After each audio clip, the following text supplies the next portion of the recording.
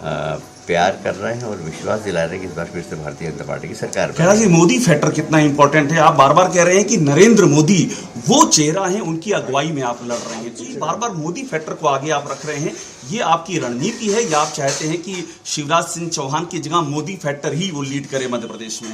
देखिए, हमारे यहाँ एक रणनीति बनती है प्रदेश में और देश में।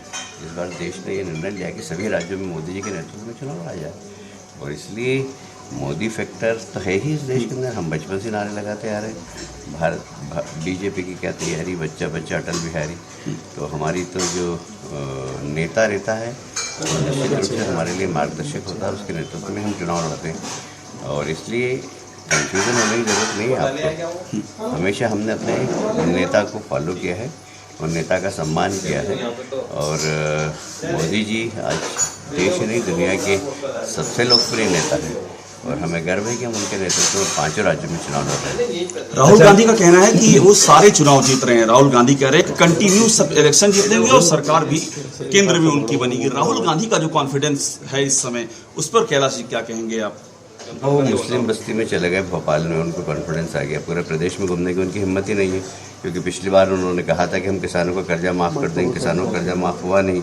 तो राहुल जी की बात पे प्रदेश की जनता विश्वास ही नहीं कर रही। वो भोपाल में भी सिर्फ वो मुस्लिम बस्ती में गए, वहाँ भीड़ लग गई, तो उनको शायद गलतफहमी हो गई कि हम सरकार बना रहे हैं। सरकार ऐसे नहीं बनती है, सरकार के लिए सेवा करना पड़ता है। जो हमने वादा किया उसको निभाना पड़ता है और जो हमने संकल्प लिया उसको सिद्ध करना पड़ता है। भारतीय जनता पार्टी ने जो संकल्प लिया था पिछली बार उसको सिद्ध किया है। एक एक घोषणा पत्र की बात आप देख लीजिए, हमने जनहित के निर्णय लिए हैं और इसीलिए जनता भारतीय जनता पार्टी के साथ।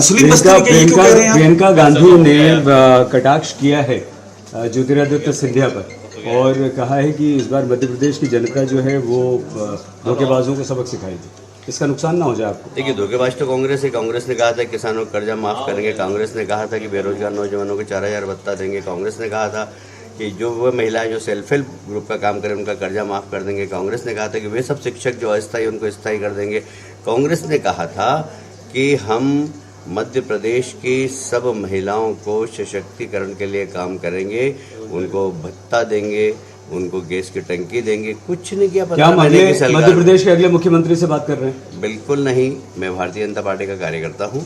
भारतीय जनता पार्टी ने मुझे चुनाव लड़ने के लिए कहा, तो अभी मैं विधायक का चुनाव लड़ रहा हूँ और भारतीय जनता पार्टी का राष्ट्रीय महामंत्री भी हूँ, इसलिए मेरे पास संगठन की जवाबदारी भी है। फिर भी पार्टी जो जवाबदारी देगी उसका काम में ईमानदारी। मुस्लिम बस्ती वाला आरोप आपने क्यों लगाया? ये बड़ा इंपॉर्टेंट है, आपने जिक्र किया स्पेसिफिक मुस्लिम बस्ती का, ये क्या आशय है आपका? इसलिए कि वहाँ पर बाकी जगह राहुल जी के लिए कोई आता ही नहीं। और आपको जब कहा गया कि मुख्यमंत्री के उम्मीदवार नंबर 1 विधानसभा